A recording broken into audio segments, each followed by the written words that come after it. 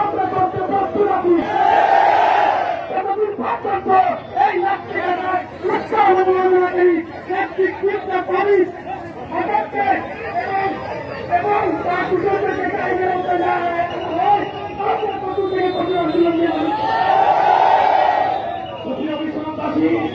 এটা আমাদের কোন আন্দোলন নয়। আমি কর্মসূচি ঘোষণা করি যে আমি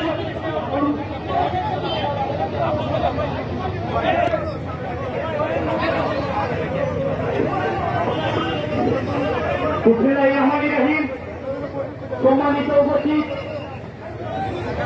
যারা যারা এখানে উপস্থিত রয়েছেন, আমি আসলে আমাদের মুসলমান ধর্মের উপরে যদি কোনো কটূক্তি করা হয় তাহলে সেই কটূক্তির জবাব দেওয়ার জন্য আমরা এখানে সমবেত হচ্ছি। আমরা আগামীকালকে একটি কর্মসূচি করব।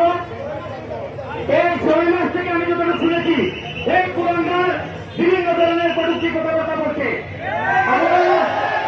আমরা বিশ্বনাথবাসী শান্ত শিষ্ট, আমি চাই না আমাকে এখানে দায়িত্ব দেওয়া জানে কি কথা বলতে চাই। আমাদের স্কুলের স্টুডেন্ট মুরব্বিয়ান যুবক, বিশেষ করে যুবক ভাইদেরকে বলছি, আমরা এখনো প্রশাসন আছে, এখনো বাংলাদেশ সরকার আছে। আমি বাংলাদেশ সরকারের কাছে একটি অনুরোধ করতে চাই আজকে বিশ্বনাথ ব্রিজের উপর থেকে যে আগামী 36 ঘন্টার ভিতরে এই কুলাঙ্গারকে তারা যেন জেল হাজতে করা হয়। তাহলে পরবর্তী কর্মসূচি আমরা আগামীকালকে দেবো ইনশাআল্লাহ। আগামীকালকে শান্তির কর্মসূচি আহ্বান জানিয়ে আমরা সরকারকে শেষ করছি। আল্লাহ হাফেজ।